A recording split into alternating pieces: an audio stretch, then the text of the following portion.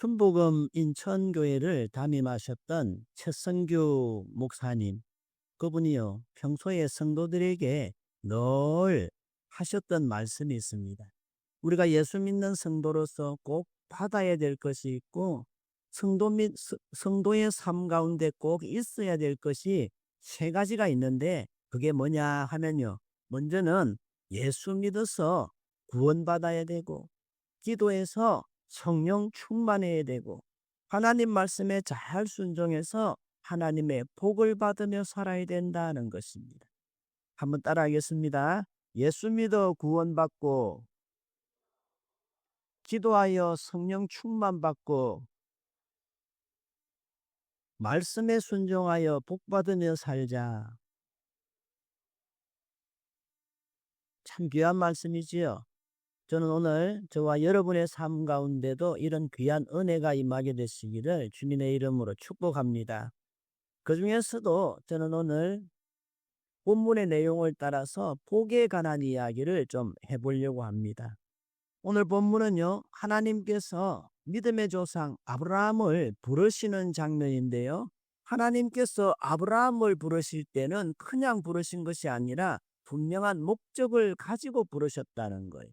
그 목적이 뭐냐? 먼저는요, 하나님께서 아브라함에게 복을 주시기 위해서 부르셨고, 두 번째는 그 받은 복으로 또 다른 주변의 사람들을 복되게 하는 인생으로 살아가게 하시기 위해서 부르셨다는 것입니다. 하나님은요, 이런 목적을 가지고 아브라함을 부르셨을 뿐만 아니라 오늘 저와 여러분들도 다 불러주셨고, 또 이곳에 우리 참빛교회도 세워주셨는 줄로 믿습니다. 이처럼 우리를 부르신 하나님은요, 오늘 우리 모두가 다 하나님이 주시는 복과 은혜를 받는 사람이 될 뿐만 아니라 그 받은 복과 은혜를 흘려보내는 축복의 통로가 되고 은혜의 통로가 되기를 원하신다고 하는 거예요. 이런 말이 있지요.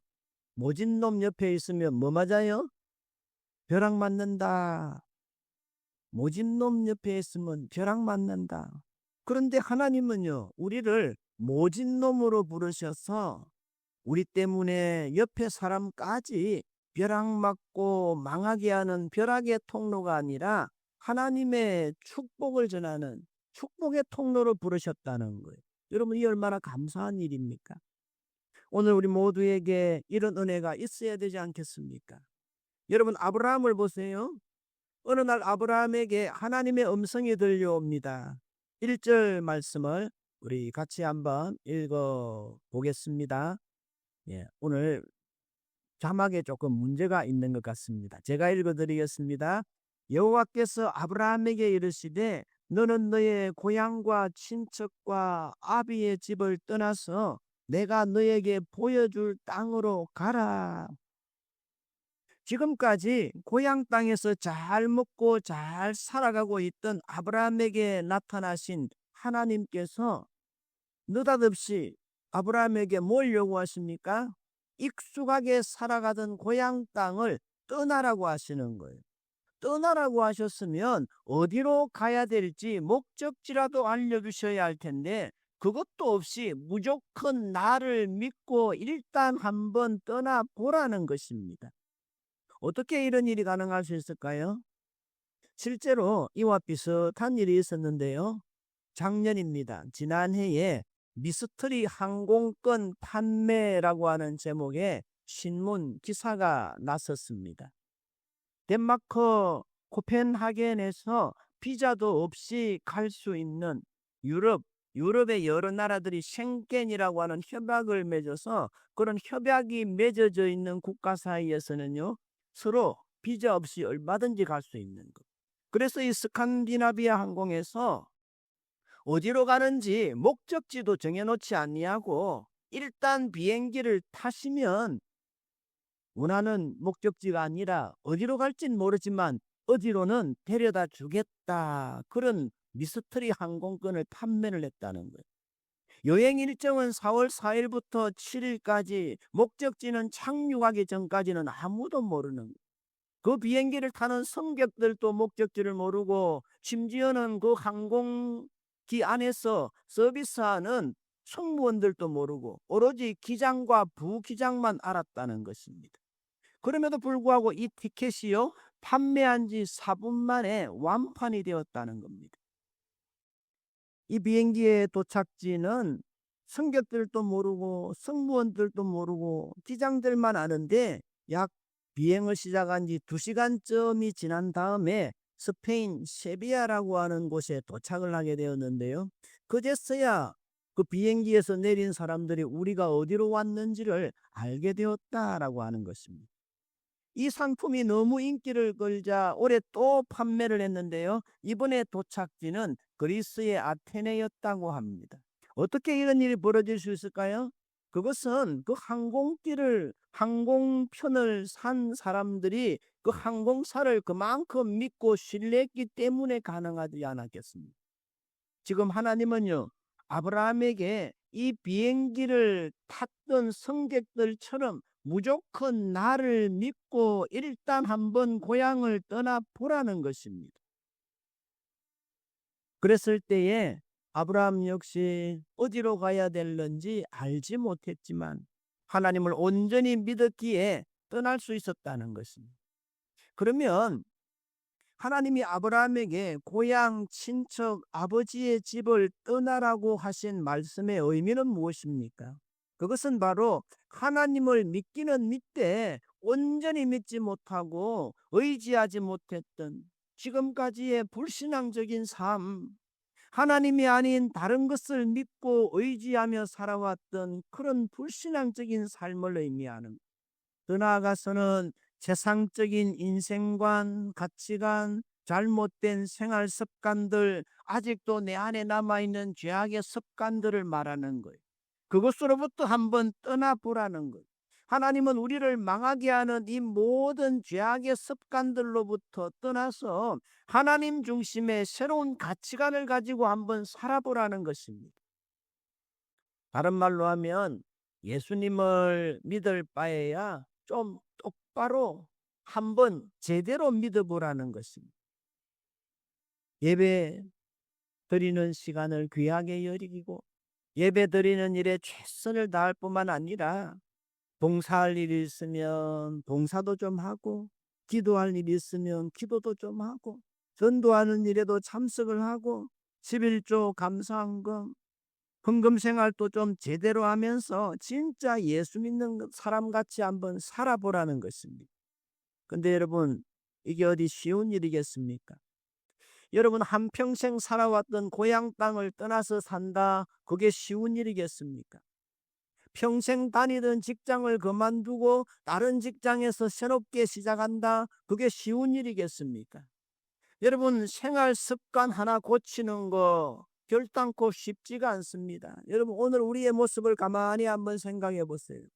우리 자신의 모습을 가만히 들여다보면 우리의 신앙생활이, 나의 신앙생활이 이러면 안 되는데 하는 것을 문득문득 깨달을 때가 있습니다. 나의 교회 생활이, 나의 기도 생활이 이러면 안 되는데 문득문득 깨달을 때가 있지만 고치기가 쉽지 않습니다. 심지어 어떤 사람은요, 신앙생활을 하면서도 술 하나 끊고 담배 하나 끊는 것이 그렇게 어려울 수가 없습니다. 그대로 있다가는 이 잘못된 습관 하나 때문에 내 몸이 망치고 건강을 잃어버리고 망할 줄 뻔히 알면서도 떠나지 못하는 것이 우리들의 모습 아닙니까? 그럼에도 불구하고 아브라함은 어떻게 합니까? 4절에 보시면 이에 아브라함이 여호와의 말씀을 따라갔고 이야기하는 거예요. 아브라함은 그에게 들려온 하나님의 말씀 앞에 즉시 아멘 순종하는 마음으로 떠나갔다는 것입니다. 돌다리로 두들겨 보고 건너라는 옛날 말처럼 세상의 일은요, 너무 서두르지 아니하고 좀 신중한 것이 좋습니다. 그런데 하나님의 일은요, 바로 하는 게 좋아요. 하나님의 말씀을 듣는 중에 깨달음이 오고 도전이 오면 바로 순종하고 실천해야 됩니다. 왜냐하면요, 그렇게 하지 않으면 마귀가 언제 와서 그 마음을 빼앗아갈지 모르는 거예요. 누가 믿음이 좋은 사람인지 안 좋은 사람인지 우리가 평상시에는 다른 사람의 믿음에 대해서 잘 모릅니다. 평상시에 얼핏 보면 모두가 다 또 믿음이 있어 보입니다. 그런데 그 사람의 믿음을 확실히 알 수 있는 때가 있는데, 그때가 언제냐면요, 무슨 일을 결정해야 될 순간이 왔을 때입니다. 인생에 좀 힘든 일을 만나고 어려운 일을 만나고 또 뭔가 중요한 일을 결정해야 할 때, 그때 그 사람이 어떻게 반응하고 어떻게 결정하느냐를 보면 그 사람의 믿음을 알 수 있는 거예요. 왜요? 그 사람은 반드시 그 사람이 가진 가치관대로 결정할 것이고 그 사람의 믿음대로 결정할 것이기 때문에 이건 절대로 속일 수가 없는 거예요. 그런데 여러분, 오늘 아브라함은 어떤 결정을 내립니까? 하나님의 말씀을 따라서 그대로 순종했다는 것입니다. 우리는 이것 하나만 봐도 아브라함이 과연 영적인 사람이고 믿음의 조상이 될 만한 충분한 자격을 가진 사람인 것을 알게 되어집니다. 아브라함은요, 고향 땅을 떠나면서도 지금 자기가 어디로 가는지 갈 바를 알지 못하고 나아갔지만 한 가지 확실히 아는 것이 있었습니다. 그게 뭐냐면요, 자기를 찾아오신 하나님, 자기에게 고향 땅을 떠나라 명령하신 그 하나님께서 매 순간마다 자신의 인생을 한 걸음 한 걸음 인도해 주실 것이라고 하는 것을 확실히 믿고 나아갔다는 거예요. 여러분, 신앙생활이 무엇입니까? 신앙생활은요, 결국 나를 하나님께 내어 맡기고 살아가는 삶입니다. 내 인생의 고민을, 내 인생의 문제를 하나님께 내어 맡기고 내가 결정해야 될 그 결정권을 하나님의 손에 내어 맡기고, 하나님, 나는 하나님을 믿습니다. 나의 경험과 나의 지식보다 하나님의 인도하심이 더 내게 복이 될 것을 믿습니다.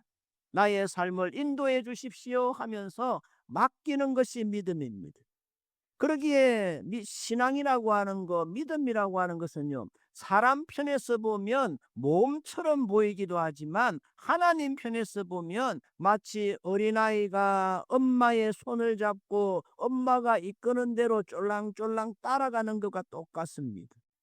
여러분, 엄마가 자기 아이의 손을 이끌고 안 좋은 길로 가겠습니까? 망하는 길로 가겠습니까? 반드시 잘 되는 길로, 좋은 길로 인도해 가지 않겠습니까?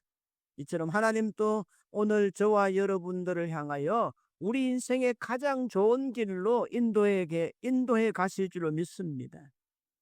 그러기에 이런 믿음을 가진 사람은요, 절대로 실패할 수가 없고 망할 수가 없는 거예요. 그러면 하나님의 말씀 앞에 자신의 모든 삶을 송두리째 내어 맡기고 전적으로 하나님만을 신뢰하며 나아갔던 아브라함에게 하나님은 어떤 복을 약속하십니까? 오늘 본문 2절과 3절 말씀, 2절 3절 말씀을 같이 읽어보시면서 여기에 복은 축복이라고 하는 말이 몇 번이나 나오는지 한번 헤아려 보겠습니다. 시작. 내가 너로 큰 민족을 이루고 내게 복을 주어 내 이름을 창대하게 하리니 너는 복이 될지라. 3절요. 내가 너로 큰 3 넘겨주세요. 오늘 3절 시작. 너를 축복하는 자에게는 내가 복을 내리고 너를 저주하는 자에게는 내가 저주하리니 땅의 모든 족속이 너로 말미암아 복을 얻을 것이라 하신지라. 아멘. 복이란 말이 몇 번 나오는가요? 5번. 혹시 6번 나오는 책은 없었습니까? 여러분, 이 짧은 구절 속에 복이라고 하는 말이 5번이나 나옵니다. 그만큼 우리 하나님은 아브라함에게 복 주시기를 원하시고 또 오늘 우리에게도 복 주시기를 원하시는 좋으신 하나님이심을 알 수 있습니다. 그러면 구체적으로 아브라함에게 약속하신 복은 어떤 복입니까? 2절 말씀을 다시 보시면 먼저 내가 너로 큰 민족을 이루게 하겠다 말씀하십니다. 아브라함에게는요, 고향 땅을 떠나기 전까지 자녀가 한 사람도 없었습니다. 그럼에도 불구하고 하나님은요, 아브라함을 통해서 큰 민족을 이루게 해주겠다 약속해 두셨고 또 그 약속을 이루어 주셨습니다. 그런가 하면 너의 이름을 창대케 하리라 말씀하셨습니다. 사람들은요, 다 자기 이름이 유명해지기를 원합니다. 특히 한국 사람들은요, 자기 이름에 대한 집착이 매우 강한 것을 알 수 있습니다. 그래서 조금 유명하다고 하는 관광지에 가보면요, 몇 년, 몇 월, 며칠에 부산 만덕에 사는 누구누구가 애인과 함께 다녀감, 그런 글자들 많이 적혀 있는 거 봅니다. 제가 오래전에 이스라엘 성지 순례를 한 적이 있는데요. 그때 그 지역이 어딘지 정확히는 기억이 나지 않지만 한국말로 그 이스라엘 관광지에 낙서 금지 그렇게 적혀 있더라고요. 왜요? 한국 사람들이 하도 그 성지의 관광지에 자기 이름을 적어 놓고 가니까 그런 한국말로 낙서 금지라는 팻말이 적혀 있는, 가이드 하셨던 분의 말에 의하면요, 유독 한국 사람들만 자기 이름 적어 놓고 간다는 거예요. 근데 여러분, 그렇게 한다고 해서 어디 자기 이름이 빛이 납니까? 자기 이름이 위대해지는 것입니까? 그렇지 않습니다. 진정으로 위대한 사람이 되고 위대한 이름이 되려고 하면 하나님이 주시는 복을 받아야 되고 하나님 주시는 사명을 따라서 살아가야 되는 거예요. 여러분, 베드로를 보세요. 베드로가 하나님의 부르심을 받고 제자의 사명을 잘 감당했을 때, 그렇게 하지 않았더라면 평생 업으로만 살아가야 됐을 그 베드로가 여러분 얼마나 위대한 사도의 자리에 그의 이름을 올렸습니까? 어거스틴이 하나님의 부르심을 받지 못했다면 한낱 탕자로 끝났을 그의 인생이 하나님의 부르심을 받았을 때에 성자 어거스틴이 되지 않습니까? 창세기의 11장 나오는 그 불순종의 사람들을 생각해 보세요. 시날 평지에서 하나님께 대항하면서 바벨이라고 하는 높은 탑을 쌓아서 자기들 스스로 자기의 이름을 드러내려고 그렇게 애를 썼습니다만 실패하고 말았습니다. 근데 오늘 여기 창세기 12장에 나오는 아브라함은요, 하나님만을 믿고 하나님만을 의지하며 하나님의 말씀만을 붙들고 살아갔을 때에 하나님은 그의 이름을 세상 모든 이름 가운데 가장 높여두셨던 것입니다. 무명의 이름 아브라함을 부르시고 복 주시고 그의 이름을 높여두셨던 하나님이 오늘 또 그분의 부르심에 응답하고 순종하는 모든 믿음의 사람들의 이름을 높여주시고 창대케 주시는 하나님이시라는 것입니다. 또 3절에 보시면요, 너를 축복하는 자에게는 내가 복을 내리고 너를 저주하는 자에게는 내가 저주하리니 땅의 모든 족속이 너로 말미암아 복을 얻게 될 것이라 말씀하십니다. 여러분, 이 말씀은요, 하나님과의 동맹을 의미합니다. 예를 들어서 어떤 나라의 임금이 다른 나라의 임금과 동맹을 맺고 언약을 체결하게 되면요, 두 임금은요 서로의 적에 대해서 공동으로 대적하게 됩니다. 이와 마찬가지로 하나님은 지금 아브라함과 언약을 맺으시면서 뭐라 말씀하십니까? 아브라함아, 이제부터 너 아브라함의 친구는 나 하나님의 친구가 되고 너 아브라함의 원수는 대적은 나 하나님의 대적이 될 것이다 말씀하는 거예요. 그러니 너는 너의 인생을 살아가면서 어떤 일을 만나더라도 너의 뒤에는 언제나 하나님이 내가 있다는 것을 믿고 담대하게 살아가야 돼. 그런 말입니다. 여러분, 어릴 때 혹시 이런 경험들이 없었나요? 구슬치기를 하거나 자치기를 할 때에, 혹은 공기놀이를 하거나 고무줄 놀이를 할 때에 편가르기를 하잖아요. 그때 나는 좀 못해도 누군가 아주 잘하는 친구가 내 편이 되고 같은 편이 되면 어때요? 내 마음이 훨씬 편해지고 나는 좀 못해도 게임을 늘 이기게 되는 것입니다. 왜요? 게임을 잘하는 그 친구가 내 편이 되어서 늘 나를 도와주니까 그런 거예요.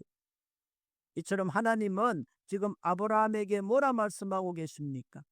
아브라함아, 이제부터는 내가 너와 한편이 되어 주겠다는 것입니다.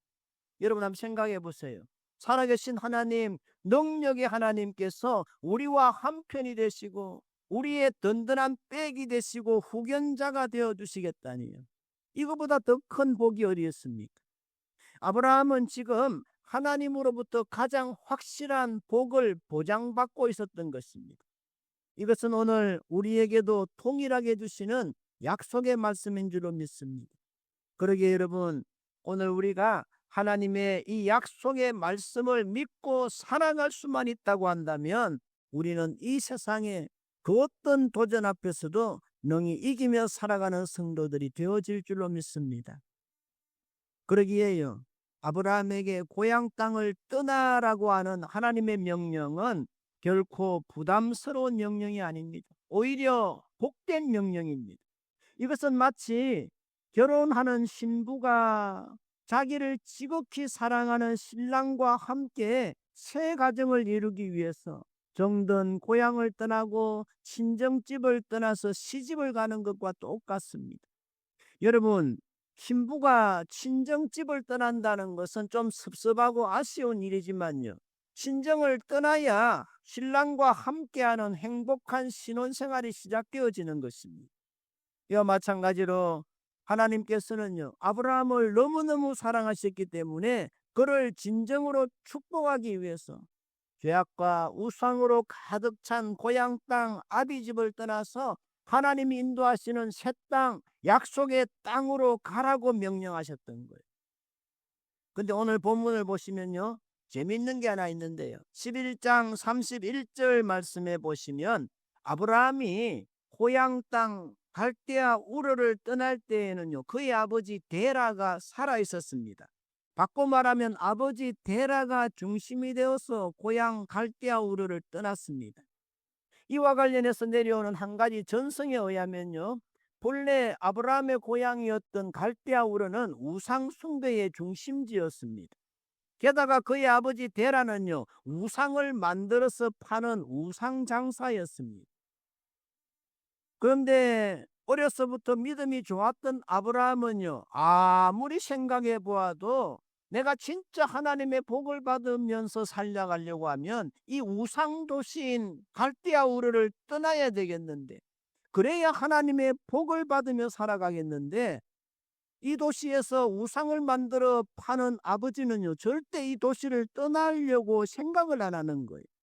그래서 하루는 아브라함이요, 아버지가 시장에 팔려고 만들어 놓았던 그 수많은 우상이 모여 있는 방에 들어가서 하룻밤새 다 때려 부셨던 거예요. 그랬더니 그 다음날 아침에 아버지가 노발대발하면서, 아브라함, 네가 그랬지, 왜 이 우상들을 다 때려 부순 거야? 그때 아브라함이 시치미를 뚝 떼면서 하는 말이, 제가 안 그랬는데요. 네가 안 그랬으면 누가 그랬어?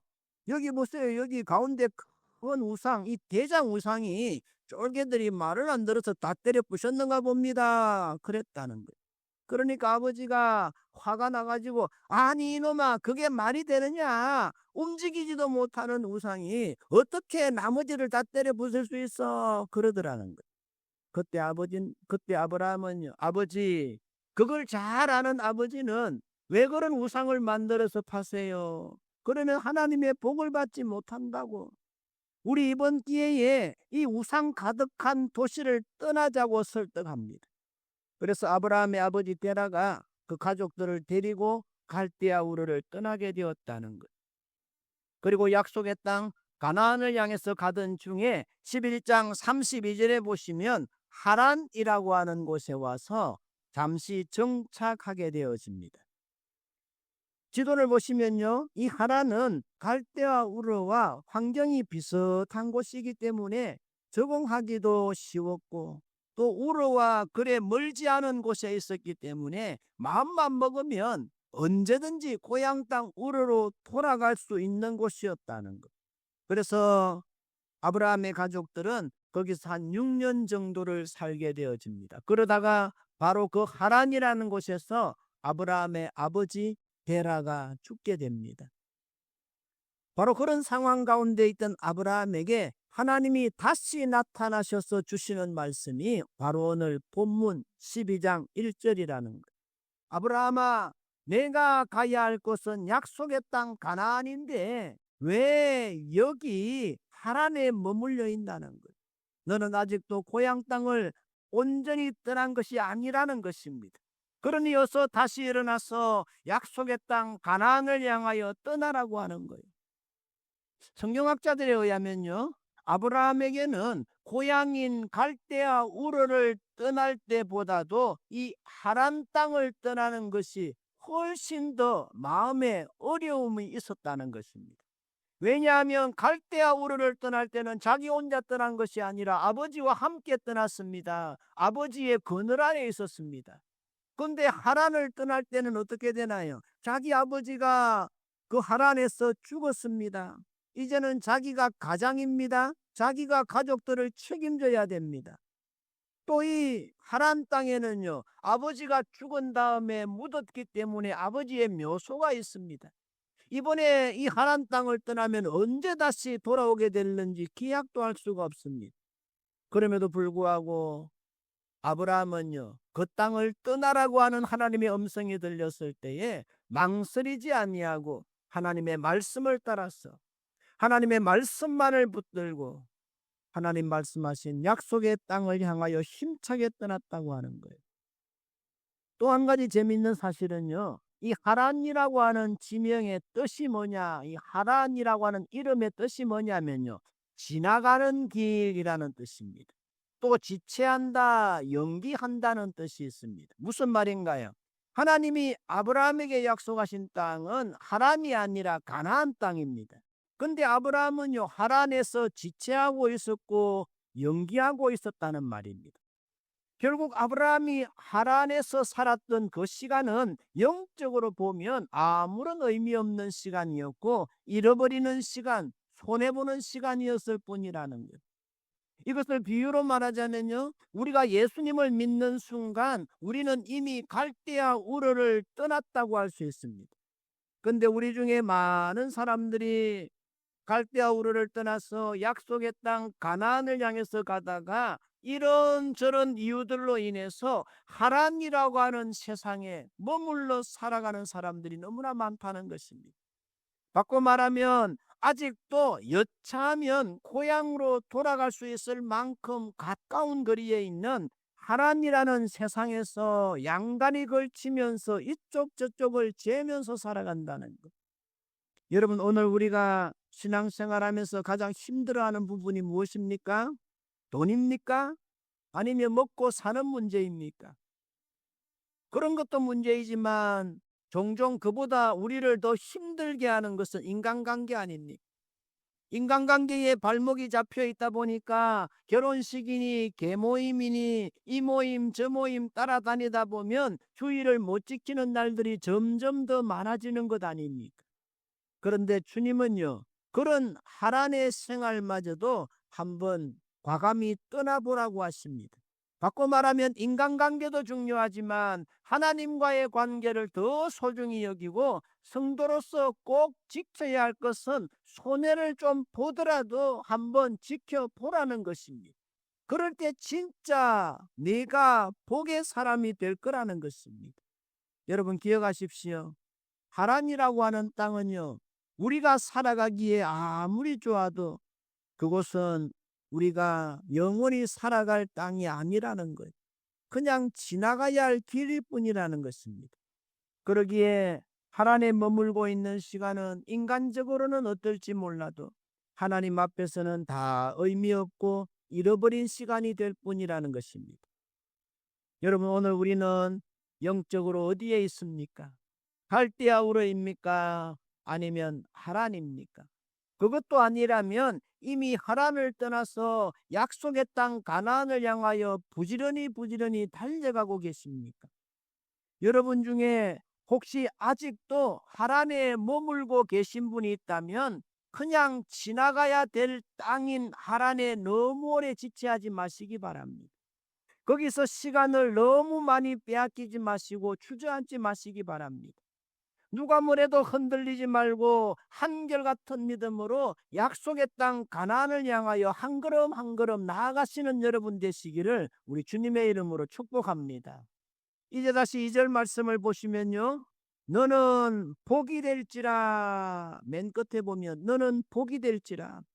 이 말씀의 의미는요, 순 우리말로 하면 너는 복덩어리가 되라, 그런 뜻입니다. 바꿔 말하면 아브라함, 너는 이 땅의 모든 사람들에게 하나님의 복을 나누어 주는 복의 근원이 되고 복의 통로가 되고 내가 주는 은혜를 나누어 주는 은혜의 통로가 되라는 말씀입니다. 여러분, 하나님의 복이라고 하는 것은요, 내가 하나님으로부터 무엇을 받았느냐, 얼만큼 받았느냐, 이것까지가 아닙니다. 진짜 하나님의 복은요, 하나님이 내게 주신 복을 가지고 또 다른 사람들과 얼마나 나누고 어떻게 나누었냐까지입니다. 그러기에 너는 복이 되고 복덩어리가 되라고 하는 말은요, 내가 만나는 모든 사람, 내가 아는 모든 사람들에게 하나님의 복을 나누어 주는 자로 살아가고 그들에게 유익을 끼치는 자로 살아가라는 의미입니다. 이처럼 하나님은요, 아브라함을 비롯한 우리 모든 믿는 자들에게 복 주시는 하나님이실 뿐만 아니라 복의 통로가 되기를 원하시는 하나님이시라는 거예요. 복 중에 최고의 복은 인복, 사람복이라는 말이 있습니다. 그래서 실제로 사람 하나 잘 만나면요, 안 될 일도 풀리는가 하면 사람 하나 잘못 만나면 될 일도 꼬이고 망하는 수가 있습니다. 집안에 며느리 한 사람 잘 들어오고 사위 한 사람 잘 들어오면요, 온 집안이 일어나기도 하지만 며느리 한 사람 잘못 들어오고 사위 한 사람 잘못 들어오면 온 집안이 망하는 수도 있다는 것입니다. 여러분, 요셉의 모습을 한번 생각해 보세요. 요셉은요, 가는 곳마다 주위의 사람들을 잘되게 하고 복되게 한 사람입니다. 창세기 39장 5절의 말씀처럼 여호와께서 요셉을 위해서 그 애굽 사람의 집에 복을 내리시니까 여호와의 복이 그 주인의 집과 밭과 모든 소유에 미쳤다고 이야기합니다. 요셉이요, 보디발의 집에 종으로 팔려갔을 때 주인 보디발이 말합니다. 요셉, 자네는 우리 집안의 복덩어리야.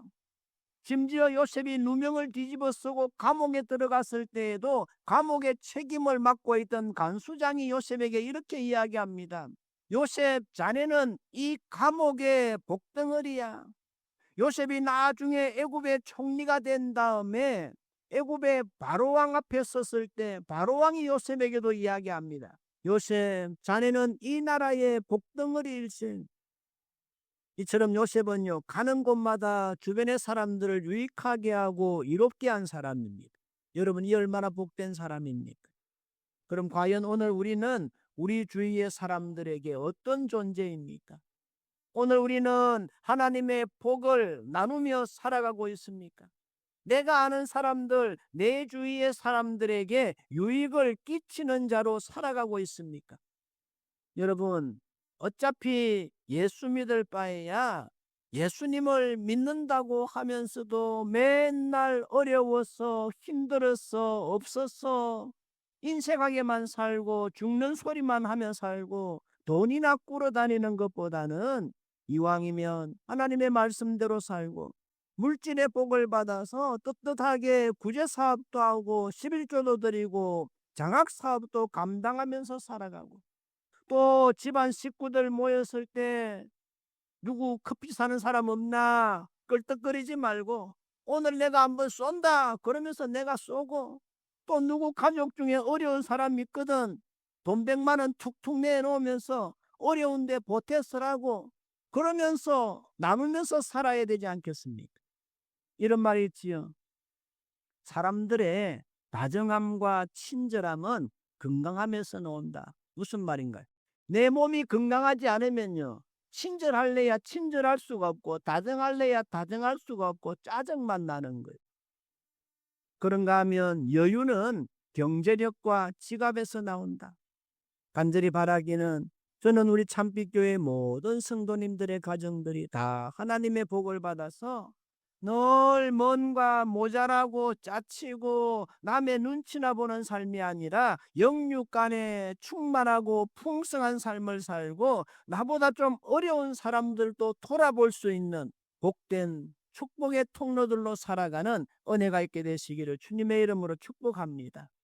사실 이 땅에는요, 복덩어리로 살아가는 사람들도 있지만 집안의 골칫덩어리, 저죽덩어리로 살아가는 사람들도 많습니다.